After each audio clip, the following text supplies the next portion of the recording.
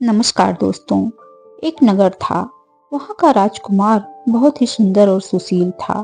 उसे परियों ने पाला पोसा था। उसका लालन पालन बड़े ही ऐशो आराम से हुआ था, क्योंकि वह परियों के साथ पला था। उसके माता पिता भी बहुत अच्छे स्वभाव वाले थे। इसलिए वह राजकुमार चाहता था कि मेरी राजकुमारी, मेरी पत्नी जो बने, वह असल में अच्छी और सुंदर, सबसे सुंदर राजकुमारी हो। इसलिए वह राजकुमारी की खोज करवाने लगा, लेकिन उसके नगर में उसकी तरह सुंदर और सुशील कोई राजकुमारी नहीं मिल रही थी। इसलिए राजकुमार के माता पिता ने उसे कहा कि पुत्र, तुम जिस तरह की राजकुमारी चाहते हो, उसकी खोज करने के लिए अन्य नगरों में जाओ। राजकुमार ने अपने पिता की यह बात सुनकर अपने मन ही मन में बहुत खुश हुआ और अगले दिन जाने के लिए तैयार हो गया। अगले दिन जाने के लिए वह तैयार जब हुआ तो उसने अपने माता पिता से पूछा कि आप लोगों को कैसी बहू चाहिए। उसके माता पिता ने कहा, हमारी खुशी तुम्हारी खुशी में है। तुम्हें जो पसंद होगी वही हमें भी पसंद होगा। वह गुरुजनों से बातचीत करके, गुरुजनों का आशीर्वाद लेकर अपने घर से राजकुमारी की खोज में निकल पड़ा।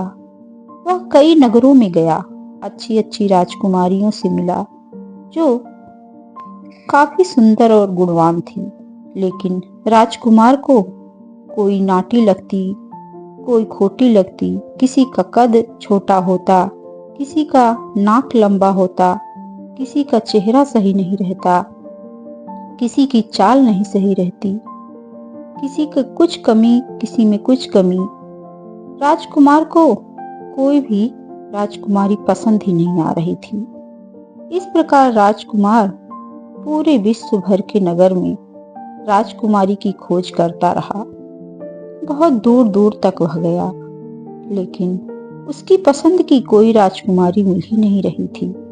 वह जैसा चाहता था उसकी पसंद का कोई उसे दिख ही नहीं रहा था। वह चाहता था कि मेरी पत्नी ऐसी हो जो मेरे बगल में खड़ी हो तो सब देखते रह जाएं। उसे लेकर मैं कहीं निकलूं तो दुनिया, बस सबकी आंखें उसी पर ठहर जाएं। मेरी पत्नी इतनी सुंदर होनी चाहिए। इसी सोच में वह दुनिया भर के लड़कियों को देखता और ढूंढता रहा, लेकिन उसकी पसंद का कोई मिला ही नहीं। वह अपनी मंत्री के बेटे के साथ गया था। उसके मंत्री के बेटे ने भी उसका साथ दिया और उसके साथ घूमता और टहलता रहा, लेकिन उनको कोई पसंद ही नहीं आया। बहुत सारी लड़कियों को उन्होंने देखा, लेकिन उन्हें कोई पसंद ही नहीं आई। उन्हें लगता इसमें ये कमी है, उसमें वो कमी है। कुछ न कुछ उन्हें कमी दिखाई ही दे रही थी। लड़कियां तो बहुत देखी उन्होंने, पूरी दुनिया में घूमा, लेकिन उन्हें कोई पसंद ही नहीं आया। इस प्रकार सभी लड़कियों को देखकर अपनी पसंद को ना पाकर वह राजकुमार लौट आया अपने घर, अपने देश लौट आया। लेकिन एक दिन ऐसा हुआ कि उसके गांव में, उसके नगर में बारिश हुई और रात में कड़ाके की बिजली चमकी। तब किसी ने दरवाजा खटखटाया। जब दरवाजा उसने खोला तो देखा कि एक लड़की दरवाजे के बाहर खड़ी है जो भीग रही है और देखने में वह बहुत ही सुंदर है। इतनी रूपवती है, इतनी गुणवान है कि किसी अप्सरा से कम नहीं लग रही थी। जैसे लग रहा था कि वह कोई देव कन्या है। फिर उसे राजा साहब अंदर ले आए, क्योंकि राजा साहब ही दरवाजा खोलने गए थे। जब रानी को पता चला तो रानी ने उसके आराम के लिए बिस्तर लगवाया, लेकिन उसके बिस्तर के नीचे एक मटर का दाना रख दिया, जिससे राजकुमारी की पहचान हो सके। क्योंकि रानी साहब बहुत ही बुद्धिमान थी, वह जानना चाहती थी कि असल में राजकुमारी है या नहीं। इसलिए उसके बिस्तर के नीचे एक मटर का दाना रखवा दिया। उसके ऊपर 3 गद्दे बिछवाए, क्योंकि रानी साहब को शक था कि यह असल में राजकुमारी नहीं है। इतनी अस्त व्यस्त पानी में भीगती हुई आई है। ऐसे कैसे हो सकता है कि कोई राजकुमारी इस तरह अस्त व्यस्त हो, इतने बुरे हाल में हो। मुझे तो नहीं लगता है राजकुमारी है।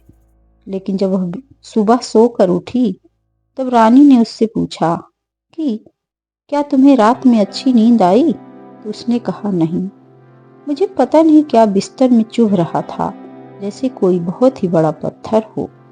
मेरे शरीर पर छाले हो गए हैं, मेरा शरीर लाल हो गया है। अब रानी साहब ने समझ लिया, 3 गद्दे के नीचे मैंने वह मटर के दाने रखे थे, फिर भी इसको चुभ रहे थे। वह मनी मन जान गई कि यह असल में राजकुमारी ही है। वह समझ गई कि यह इतनी सुकुमार तो कोई राजकुमारी ही हो सकती है। इसलिए रानी साहब ने अपने पुत्र राजकुमार को कहा, देखो यह राजकुमारी कितनी सुंदर है, देखो तुम्हें पसंद है या नहीं। राजकुमार ने भी उस राजकुमारी को देखा और पसंद किया। राजकुमारी ने राजकुमार को देखा, दोनों ने एक दूसरे को देखा और दोनों के विवाह को राजा साहब और रानी साहब ने तय कर दिया। दोनों की विवाह की तैयारी होने लगी। दोनों का सगाई हुआ, विवाह कार्य संपन्न हुआ और नगर में खुशियों की धूम मच गई और दोनों ने दाम्पत्य जीवन में प्रवेश किया। इस प्रकार राजकुमार को अपनी मनपसंद राजकुमारी मिल गई। अब तो उसकी खुशी का कोई ठिकाना नहीं था। यह राजकुमारी इतनी सुंदर थी, पतली दुबली और सुनहरे बालों वाली, बहुत ही सुंदर, सुशील, एकदम जैसे कोई देव कन्या हो, कोई अप्सरा हो। राजकुमार तो बस उसको देखता ही रह गया और फिर उसके साथ विवाह कर लिया। वीडियो लाइक और शेयर करिएगा।